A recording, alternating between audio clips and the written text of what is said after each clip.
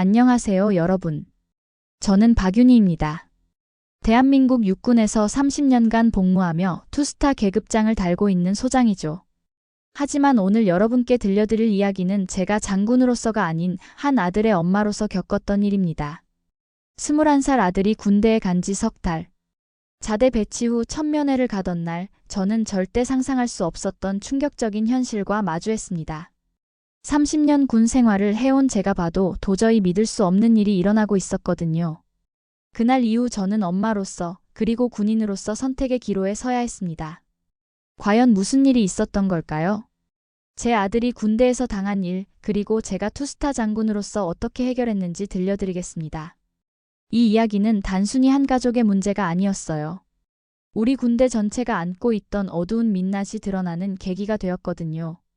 본 영상은 스토리를 재구성한 이야기입니다. 오늘 사연 시작하겠습니다. 구독과 좋아요는 구독자님께 행운을 드립니다. 새벽 4시. 집무실 책상에 앉아 마지막 보고서를 검토하고 있었습니다. 평소와 다를 바 없는 새벽이었죠. 하지만 오늘만큼은 특별했습니다. 자대 배치 후 처음으로 아들 민호를 면회 가는 날이었거든요. 30년 군 생활 동안 수많은 부모님들을 만나왔습니다. 면회 오는 부모님들의 마음을 누구보다 잘 알고 있다고 생각했어요. 그런데 막상 제가 그 입장이 되니까 완전히 달랐습니다. 가슴이 두근거리고 설레더라고요. 책상 위에 시계를 보니 4시 30분. 아직 시간이 있지만 더 이상 일에 집중할 수 없었어요. 자꾸만 민호 얼굴이 떠올랐거든요. 신병교육대에서 훈련받을 때의 모습, 자대 배치받고 기뻐하던 모습. 집으로 돌아와 옷장을 열었습니다. 평소 같으면 군복을 입고 갈 텐데 오늘만큼은 평상복을 선택했어요. 아들 앞에서는 장군이 아닌 그냥 엄마로 있고 싶었거든요. 연한 베이지색 블라우스에 검정 바지를 입고 거울을 봤습니다. 어색하더라고요.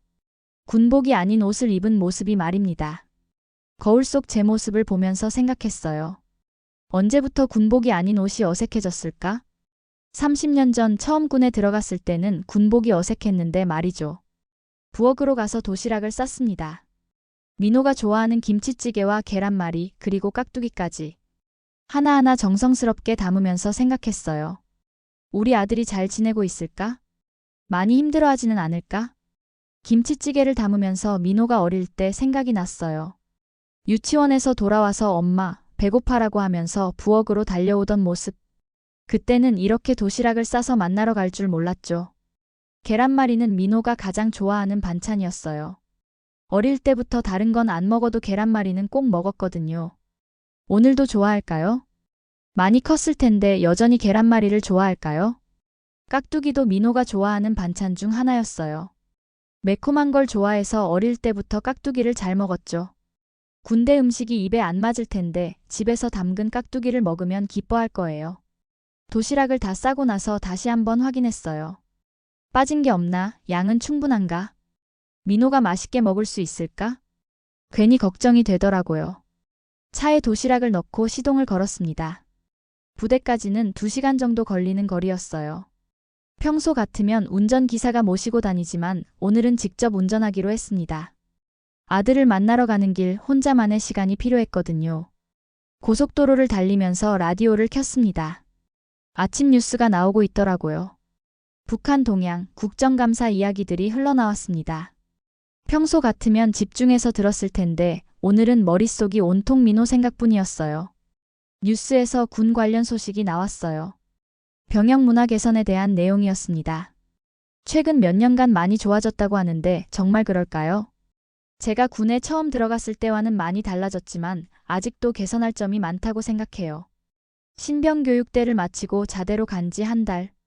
그동안 통화는 몇 번 했지만 직접 만나는 건 처음이었습니다. 많이 야위었을까요? 아니면 더 듬직해졌을까요? 상상만 해도 가슴이 뛰었습니다. 운전하면서 계속 시계를 봤어요. 면회 시간에 늦으면 안 되니까요. 평소 여유롭게 다니는 편인데 오늘만큼은 조급했습니다. 하루빨리 민호를 보고 싶었거든요. 휴게소에 잠깐 들러 화장실을 다녀왔어요. 거울을 보니 화장이 조금 번져 있더라고요. 다시 고쳐 바르면서 생각했습니다. 민호가 엄마를 보고 기뻐할까? 많이 컸을까? 휴게소에서 커피도 한 잔 사 마셨어요. 졸음이 와서가 아니라 시간을 좀 더 보내고 싶어서였죠. 너무 일찍 도착하면 기다려야 하니까요. 커피를 마시면서 주변을 둘러봤어요. 다른 가족들도 어디론가 가는 모습이 보였습니다. 혹시 저처럼 면회 가는 부모님들이 있을까요? 다들 비슷한 마음일 거예요. 다시 차에 올라 부대를 향해 달렸습니다. 점점 가까워질수록 심장이 더 빨리 뛰었어요. 30년 군 생활을 했지만 이런 떨림은 처음이었습니다. 고속도로를 빠져나와 지방도로로 들어서니 주변 풍경이 달라졌어요. 산과 들판이 펼쳐져 있고 간간이 작은 마을들이 보였습니다. 평화로운 풍경이었어요. 사실 이번 면회를 계획하면서 조금 이상한 일이 있었습니다. 전날 밤 민호와 통화했는데 뭔가 달랐어요. 민호야, 내일 엄마가 면회 간다. 그때 민호가 한 말이 지금도 생생합니다. 엄마, 이번엔 오지 말아줘. 처음에는 농담인 줄 알았어요. 평소 민호가 장난기가 많았거든요. 하지만 목소리 톤이 평소와 달랐습니다. 무겁고 어둡더라고요. 왜 그래? 엄마가 오면 안 돼? 아니야, 그냥. 바쁘실 텐데. 바쁘긴 뭐가 바빠. 우리 아들 보러 가는데. 그러자 민호가 한참을 말하지 않더라고요. 그리고 나서야 조심스럽게 말했습니다. 엄마, 혹시 올 때 군복 입고 오지는 마. 이상했습니다. 평소 민호는 제가 군복 입는 걸 자랑스러워했거든요.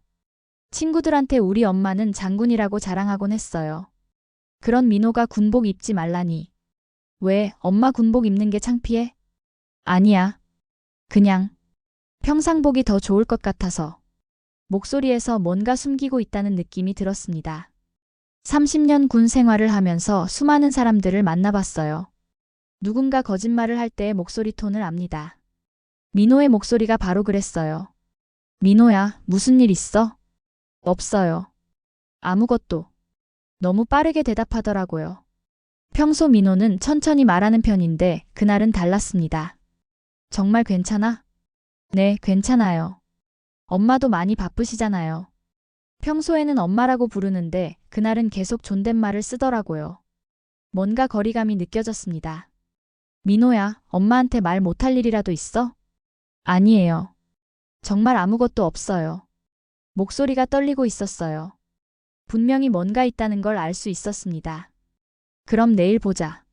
엄마가 맛있는 거 해갈게. 네. 고마워요. 평소 같으면 뭐 해올 거야? 라고 물어봤을 텐데 그날은 그냥 고맙다고만 하더라고요. 정말 이상했어요. 통화를 끊고 나서도 계속 신경이 쓰였어요. 모성의 직감이라고 해야 할까요?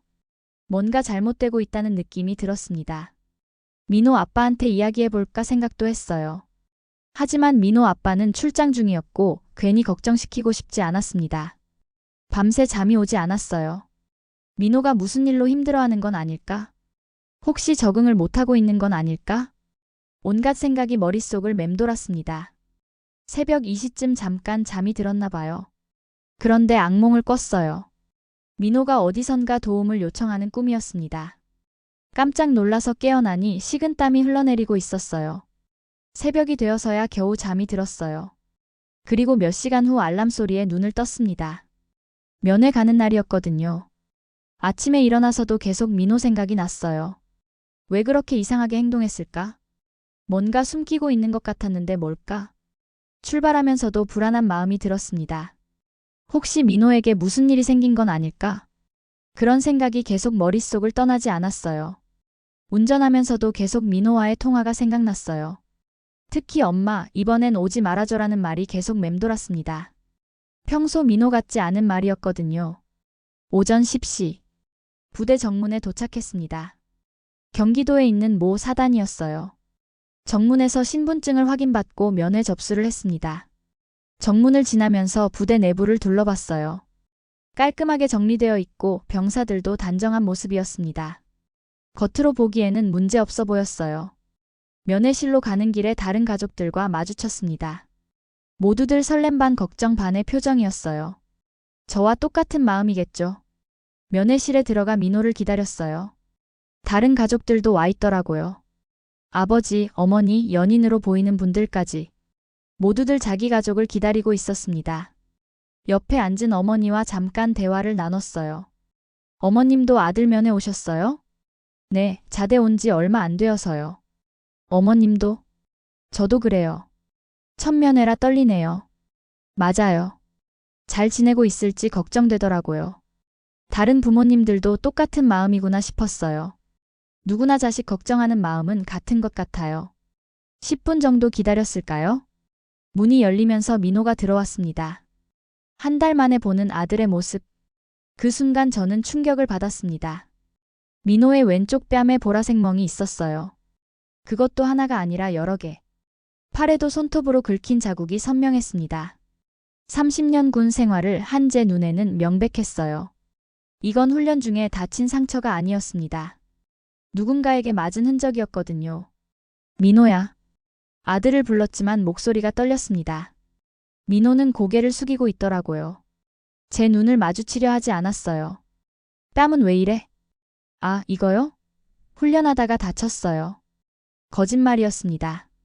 저는 30년간 수많은 훈련을 지켜봤어요. 이런 상처가 훈련 중에 생길 리 없습니다. 어떤 훈련? 그냥 전투 훈련이요. 민호가 답변을 피하려 하더라고요. 평소 활발했던 아이가 완전히 위축되어 있었습니다. 팔은 또 왜 이래? 이건 손톱 자국이잖아. 그것도 훈련 중에. 더 이상 들을 수 없었어요. 제 아들이 거짓말을 하고 있다는 게 너무 속상했습니다.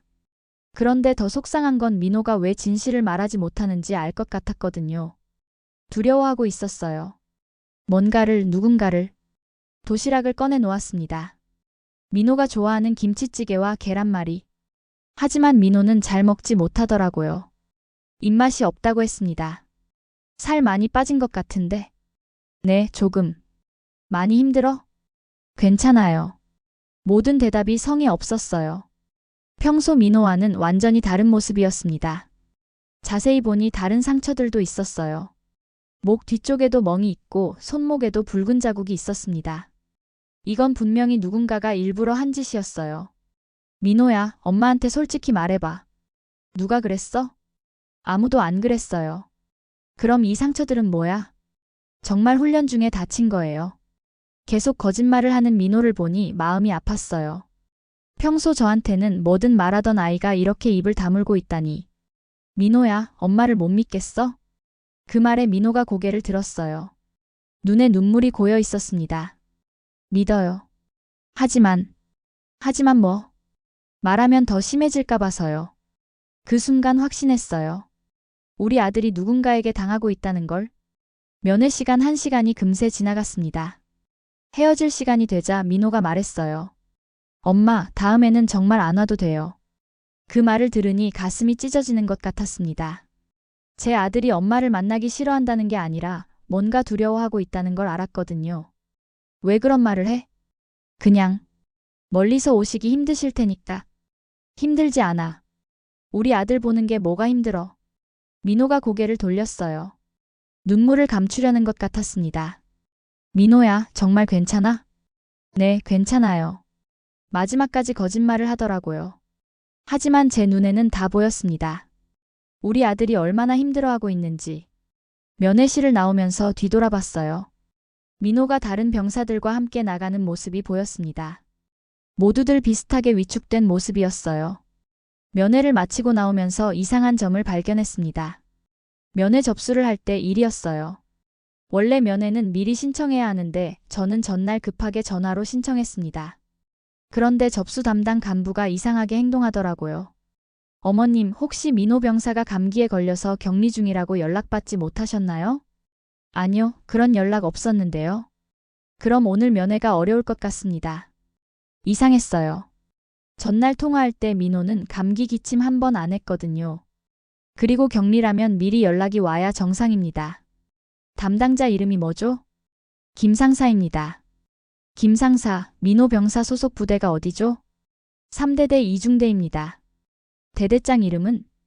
갑자기 김상사가 당황하더라고요. 제가 너무 자세히 물어보니까 의심스러워하는 것 같았어요. 혹시 어머님이? 네, 군인입니다. 그리고 민호 병사는 제 아들이에요. 김상사의 얼굴이 하얗게 변했습니다. 그리고 급하게 어디론가 전화를 걸더라고요. 잠깐만 기다려주세요. 김 상사가 전화를 꺼는 모습을 지켜봤어요. 뭔가 급하게 상황을 보고하는 것 같았습니다. 몇 분 후에 와서 말했습니다. 확인해보니 격리가 해제되었다고 합니다. 면회 가능합니다. 너무 어색했어요. 뭔가 숨기고 있다는 게 뻔히 보였거든요. 격리가 언제 해제된 건가요? 아, 그게 방금 해제되었다고 합니다. 더욱 이상했어요. 감기 격리가 그렇게 갑자기 해제될 리 없죠. 면회를 마치고 부대를 나오면서 계속 생각했습니다. 왜 처음에 면회를 막으려 했을까? 민호의 상처를 숨기려 했던 건 아닐까? 주차장에서 차에 앉아 민호가 했던 말들을 되짚어봤어요. 엄마, 이번엔 오지 말아줘. 군복 입고 오지는 마. 다음에는 정말 안 와도 돼요. 모든 퍼즐이 맞춰지기 시작했습니다. 민호가 저를 보기 싫어서가 아니라 누군가에게 걸릴까 봐 두려워하고 있었던 거예요. 특히 군복을 입지 말라고 한 말이 계속 맴돌았어요. 혹시 제가 장군이라는 걸 알려지면 안 되는 이유가 있는 건 아닐까? 그때 또 다른 이상한 점이 떠올랐어요. 면회실에서 민호를 기다릴 때였습니다.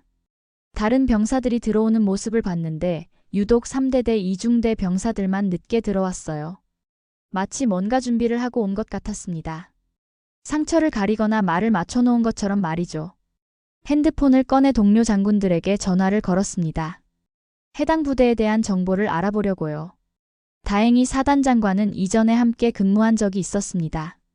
하지만 사단장에게 바로 연락하기는 조심스러웠어요. 자칫 민호에게 피해가 갈 수도 있으니까요. 대신 다른 루트로 정보를 알아보기로 했어요. 제가 아는 중령급 간부 중에 그 부대 상황을 아는 사람이 있을 거예요. 그날 밤 집에 돌아와 잠을 이룰 수 없었습니다. 계속 민호 얼굴이 떠올랐어요. 그 두려운 표정, 위축된 모습. 30년 군 생활을 하면서 이런 일들을 못 본 건 아니었어요. 하지만 내 아들이 당하고 있다니. 생각만 해도 화가 났습니다. 밤 12시쯤 제가 아는 이모 중령에게 전화를 걸었어요. 이모 중령, 늦은 시간에 죄송합니다. 괜찮습니다, 소장님. 무슨 일이세요? 혹시 이응이응사단 3대대 2중대 상황 아시나요? 거기요? 왜 그런 데를 물어보시는지. 제 아들이 그 중대에 있거든요. 아, 그렇군요. 사실 그 중대는 문제가 좀 있다고 들었어요. 역시나였습니다. 어떤 문제요? 구체적으로는 모르겠지만 병역 문화가 좀 문제라고 하더라고요. 최근에 신고가 몇 건 들어왔다는 얘기를 들었어요. 신고요? 네, 하지만 모두 무마되었다고 들었습니다. 증거 부족이라고 하면서요. 그 말을 듣고 더 확신이 들었어요. 조직적으로 은폐하고 있는 것 같았습니다. 혹시 담당 간부들 정보 알 수 있을까요? 조심스럽긴 하지만 소장님 아들 일이니까요. 중대장은 김대위고 소대장은 박중사예요. 그런데 특히 박중사가 문제라고 하더라고요. 박중사. 그 이름을 기억해 두었어요. 고맙습니다. 다른 사람한테는 말씀 안 하시죠? 당연히 비밀로 하겠습니다. 전화를 끊고 나서 더욱 분노가 치밀어 올랐어요.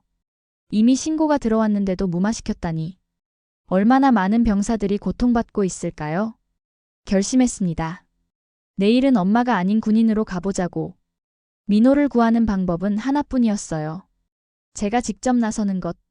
그날 밤 새벽까지 고민했어요. 과연 이게 옳은 방법일까? 자칫 민호에게 더 큰 피해가 갈 수도 있지 않을까?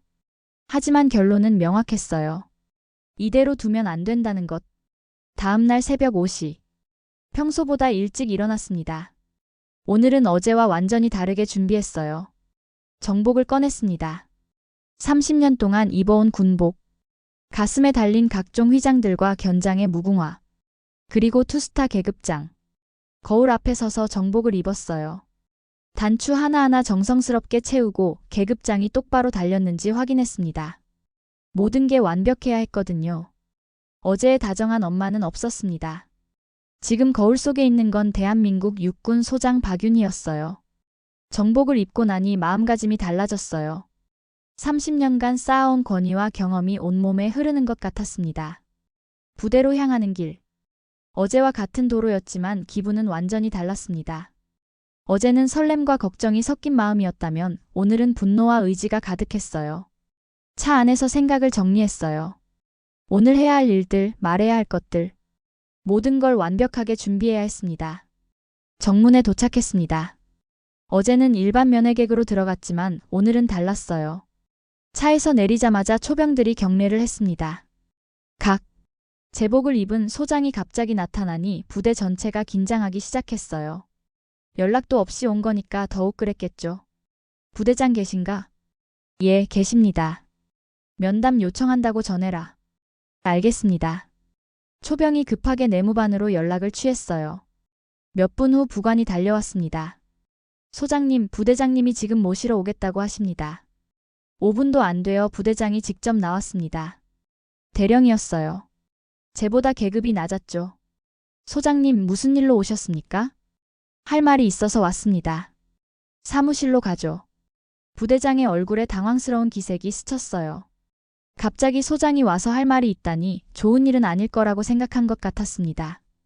부대장 사무실로 향하면서 복도를 지나갔어요. 지나가는 모든 간부들이 경례를 했습니다.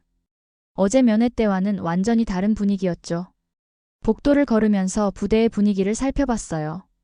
겉으로는 평범해 보였지만 뭔가 긴장된 분위기가 느껴졌습니다. 사무실에 도착해서 문을 닫았습니다. 그리고 부대장을 똑바로 쳐다봤어요.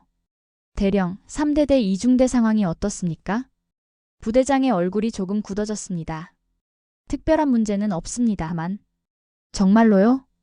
제가 다시 물으니까 부대장이 당황하더라고요. 뭔가 알고 있다는 눈치였습니다. 혹시 무슨 문제가 있습니까? 제가 직접 확인해 보겠습니다. 3대대 이중대로 가죠. 부대장이 더 이상 말할 수 없다는 표정을 지었어요. 소장이 직접 확인하겠다는데 막을 수도 없고. 알겠습니다. 안내해 드리겠습니다. 그때 제가 한마디 더 했어요. 참, 혹시 어제 민호 병사 면회 때 격리 얘기 들으셨습니까? 부대장의 얼굴이 하얗게 변했습니다. 뭔가 알고 있다는 게 확실했어요. 그건 나중에 따로 얘기하죠. 3대대로 향하면서 부대장이 계속 불안해하는 모습이 보였어요. 무전기로 누군가와 계속 연락을 취하고 있었습니다. 대대장에게 미리 연락하십니까? 아, 예. 소장님이 오신다고 알려드려야죠. 하지만 제 눈에는 다른 의도가 보였어요. 미리 경고를 주는 것 같았습니다. 3대대 이중대로 향했습니다. 부대장과 대대장, 중대장이 모두 따라왔어요. 갑자기 소장급 장교가 와서 중대를 점검한다니 모두 긴장할 수밖에 없었겠죠. 중대 사무실에 도착했습니다. 그리고 제가 말했어요. 민호 병사를 불러주세요. 중대장이 깜짝 놀라더라고요. 민호 병사요? 네, 박민호 병사 말입니다. 혹시 무슨 일로? 불러달라고 했습니다. 5분 후 민호가 들어왔습니다. 저를 보자마자 얼굴이 새하얗게 변했어요. 어제 군복 입지 말라고 했는데 정복을 입고 온 거니까요. 민호 병사, 뺨의 상처는 어떻게 생긴 겁니까? 그것은 훈련 중에 생겼다고 했죠? 네. 어떤 훈련인지 구체적으로 설명해 보세요.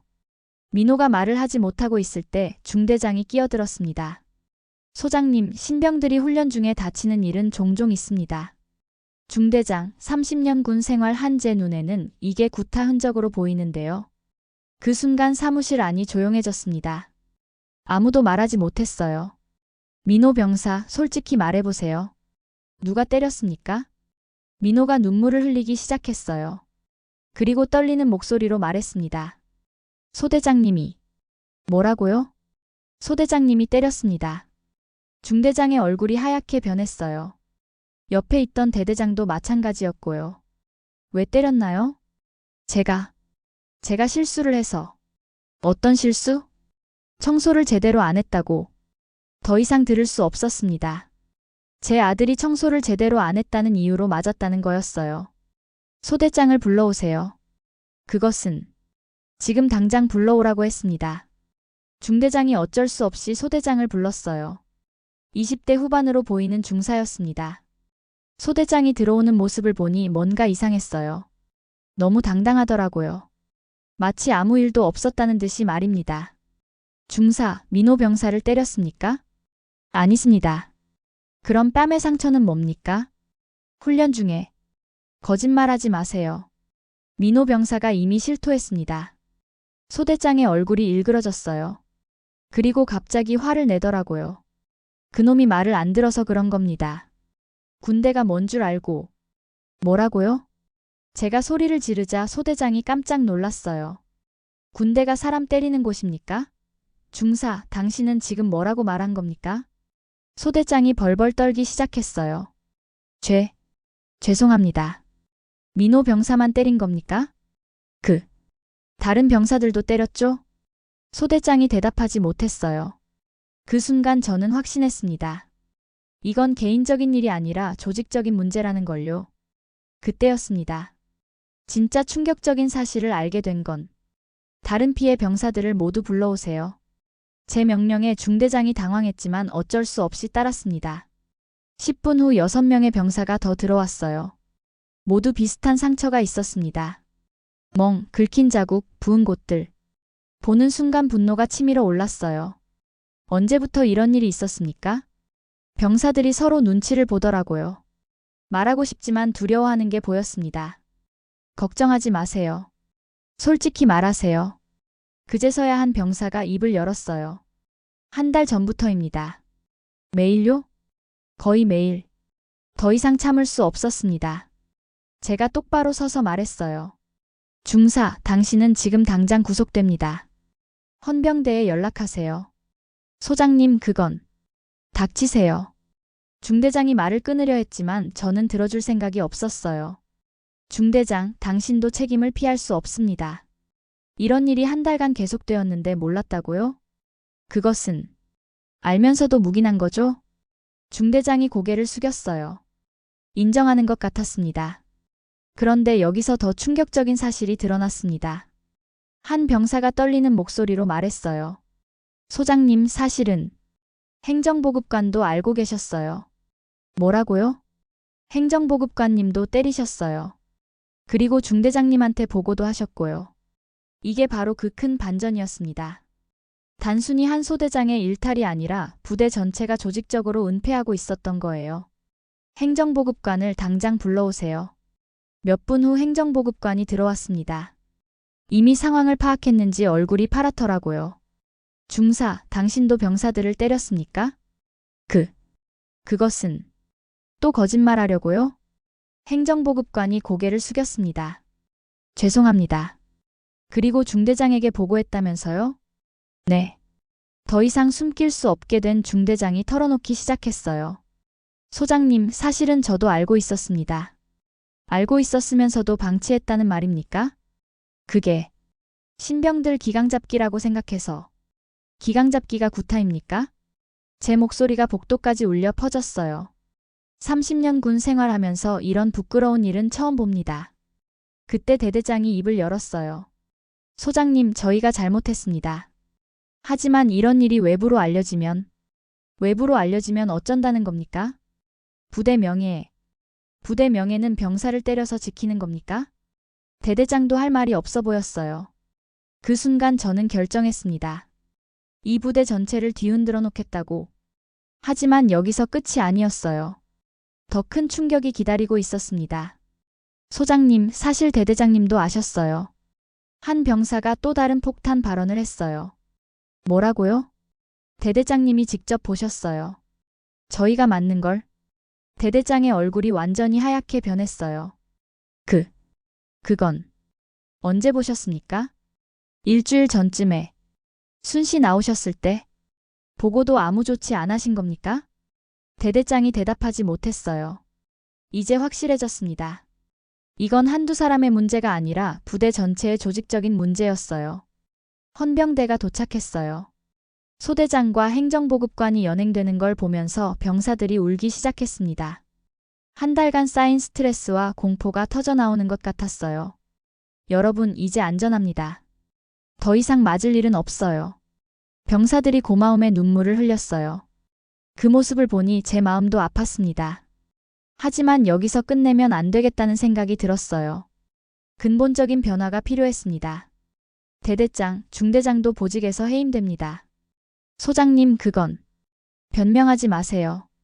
당신들은 감시자였어야 하는데 공범이 되었습니다. 그날 오후 부대 전체 간부회의를 소집했습니다. 대대장부터 소대장까지 모든 간부들이 모였어요. 회의실에 들어서니 모든 간부들이 긴장한 모습이 역력했어요. 이미 소문이 퍼진 것 같았습니다. 여러분, 군대가 뭡니까? 아무도 대답하지 않았어요. 국가를 지키는 곳입니다. 국민을 보호하는 곳이에요. 그런데 그 군대에서 약한 사람을 때린다고요? 죄송합니다. 죄송하다고 끝날 일이 아닙니다. 이건 범죄입니다. 1시간 동안 강의했어요. 군대의 존재 이유, 간부의 역할, 그리고 병사들을 어떻게 대해야 하는지 기억하세요. 여러분 밑에 있는 병사들은 누군가의 소중한 아들입니다. 부모님이 피눈물 흘리며 군대에 보낸 자식들이에요.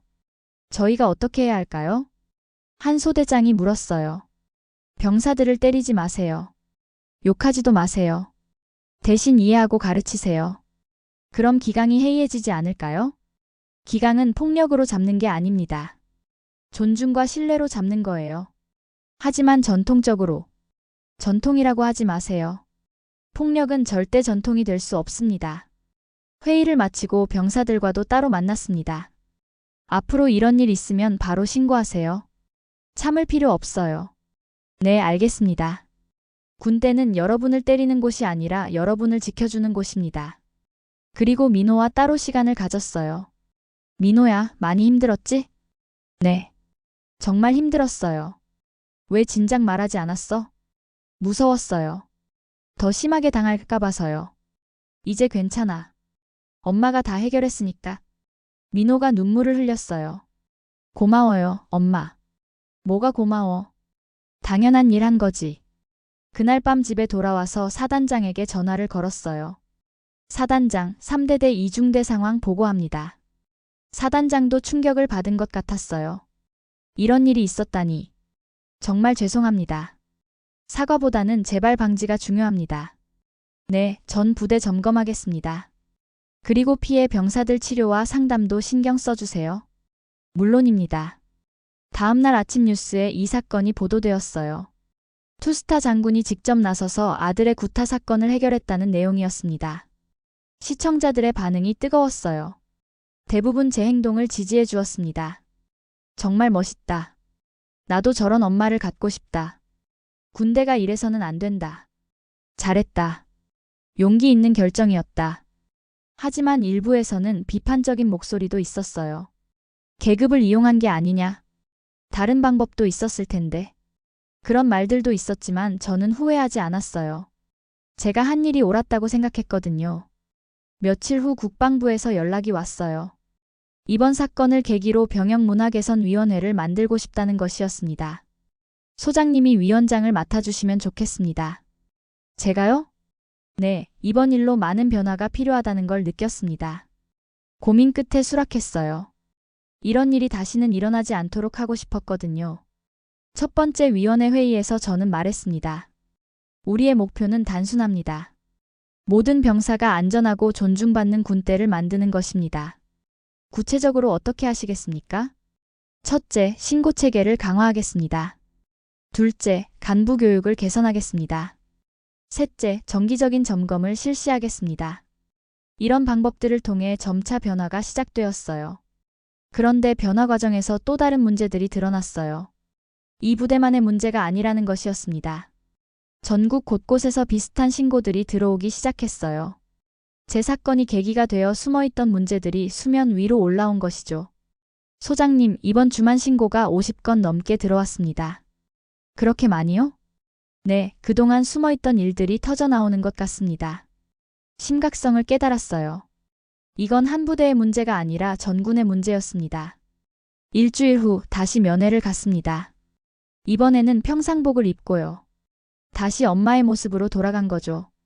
면회실에서 민호를 기다렸어요.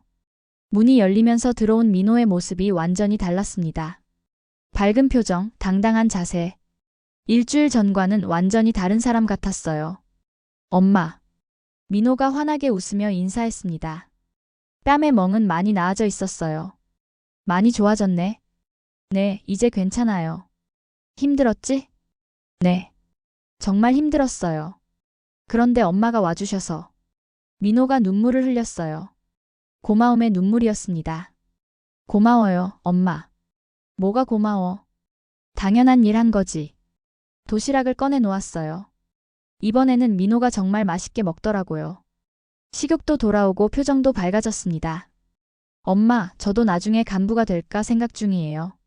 정말? 네. 저처럼 힘든 후배들을 도와주고 싶어요. 그 말을 들으니 가슴이 뭉클했습니다.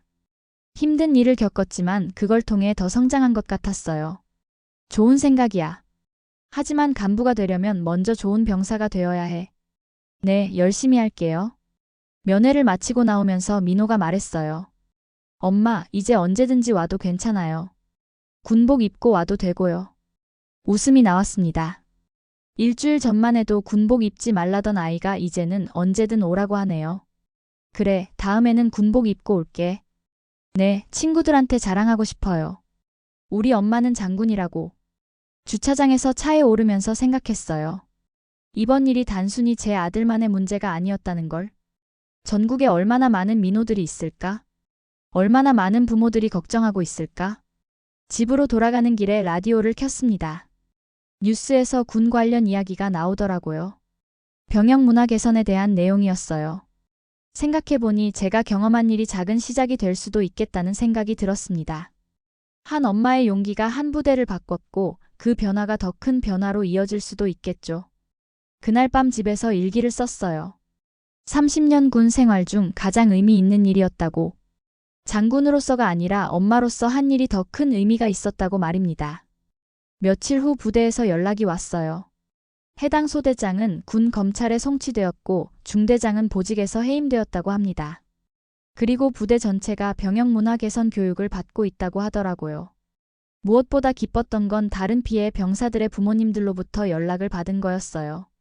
감사하다는 말과 함께 자신들도 용기를 얻었다는 이야기를 들었습니다. 소장님 덕분에 저희 아들도 살았습니다. 정말 감사합니다. 용기 내주셔서. 앞으로 이런 일이 없어지겠죠? 그런 말들을 들으니 뿌듯했어요. 제가 한 일이 정말 의미가 있었구나 하는 생각이 들었습니다. 하지만 여기서 끝이 아니었어요. 더 많은 일들이 기다리고 있었습니다.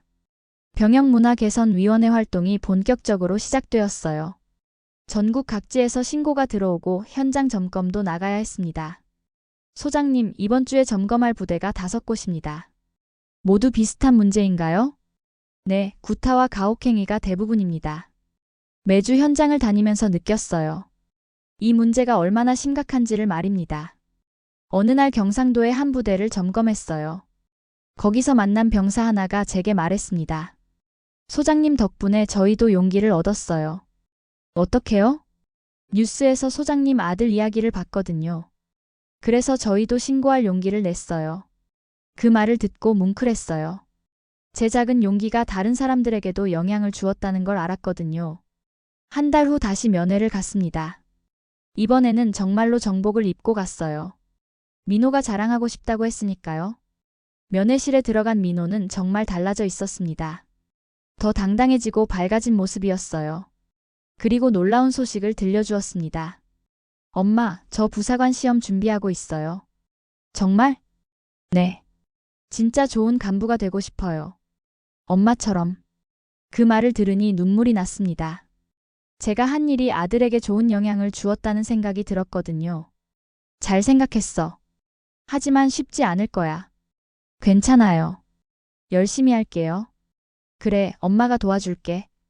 민호가 또 다른 이야기를 들려주었어요. 엄마, 요즘 부대 분위기가 정말 좋아졌어요. 그래? 네. 새로 온 소대장님이 정말 좋으시거든요. 때리지도 않으시고 욕도 안 하세요. 다행이다. 그리고 다른 중대에서도 변화가 있다고 하더라고요. 엄마 일이 계기가 되었다고 해요.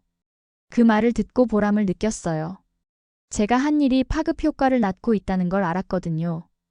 면회를 마치고 나오면서 민호가 동기들과 인사를 나누는 모습을 봤어요. 모두들 밝은 표정이었습니다. 일주일 전과는 완전히 다른 분위기였죠. 주차장에서 다른 부모님들과 마주쳤어요. 한 어머니가 저에게 다가와서 말씀하시더라고요. 혹시 소장님이세요? 네, 그렇습니다. 정말 감사합니다. 저희 아들도 그때 피해를 입었는데 소장님 덕분에. 아니에요. 당연한 일했을 뿐입니다. 아들이 그러더라고요. 이제 군대가 정말 달라졌다고. 그런 이야기를 들으니 뿌듯했어요. 제가 한 일이 정말 의미가 있었구나 하는 생각이 들었습니다. 집으로 돌아가는 길에 생각했어요. 군대는 정말 변해야 한다고. 강한 군대는 주먹으로 만들어지는 게 아니라 정의와 신뢰로 만들어진다고요. 그날 밤 동료 장군들과 모임이 있었어요. 제가 겪은 일을 이야기했습니다. 모두들 놀라워하면서도 잘했다고 격려해 주더라고요. 박 소장, 정말 용기 있는 일 했네요. 용기라기보다는 엄마의 마음이었어요. 그래도 쉽지 않은 일이었을 텐데. 사실 처음에는 많이 고민했어요. 자칫 민호에게 피해가 갈까 봐서. 하지만 결국 옳은 선택이었죠. 모임을 마치고 집에 와서 민호에게 전화를 걸었어요. 민호야, 잘 지내고 있어? 네, 엄마. 정말 잘 지내고 있어요. 힘든 일 있으면 언제든 연락해. 네, 알겠어요. 그런데 엄마, 이제 정말 괜찮아요. 소대장님도 새로 오셨는데 정말 좋으세요. 그래? 다행이다. 네. 그리고 엄마가 자랑스러워요. 뭐가? 엄마가 용기 있게 나서주셔서요. 다른 친구들도 모두 감사하다고 하더라고요. 그 말을 들으니 정말 뿌듯했어요. 제가 한 일이 많은 사람들에게 도움이 되었다는 걸 느꼈거든요. 6개월이 지났습니다. 민호는 정말 달라져 있었어요. 자신감도 생기고 목표도 뚜렷해졌습니다. 부사관 시험 준비도 열심히 하고 있고요. 어느 날 부대에서 연락이 왔어요. 병영 문화 개선 우수부대로 선정되었다는 소식이었습니다. 그리고 제가 그 변화의 시작점이었다고 하더라고요. 시상식에 참석해달라는 요청을 받았어요. 처음에는 거절하려 했습니다. 별일 아닌 것 같았거든요. 하지만 생각해보니 이런 상을 받는 것 자체가 의미가 있다고 여겨졌어요. 시상식 날 그 부대를 다시 찾았습니다. 몇 달 만에 가본 건데 분위기가 완전히 달라져 있었어요. 병사들의 표정도 밝고 간부들도 달라 보였습니다. 시상식에서 부대장이 말했어요. 이 상은 박윤희 소장님의 용기 덕분에 받을 수 있었습니다. 박수가 터져나왔어요. 그 순간 정말 뿌듯했습니다. 시상식을 마치고 민호를 만났어요. 정말 많이 달라져 있었습니다. 키도 큰 것 같고 어깨도 넓어진 것 같더라고요. 엄마, 정말 고마워요. 뭐가 고마워? 엄마 덕분에 저희가 이렇게 밝게 지낼 수 있게 되었어요. 너희들이 잘해준 거지. 아니에요. 엄마가 용기를 내주지 않았다면 지금도 그대로였을 거예요. 민호의 말이 맞았어요. 만약 제가 그냥 넘어갔다면 지금도 똑같은 일이 반복되고 있었을 겁니다. 민호야, 앞으로도 힘들면 언제든 말해. 네. 하지만 이제는 정말 괜찮아요. 그리고 저도 나중에 엄마처럼 되고 싶어요. 어떻게?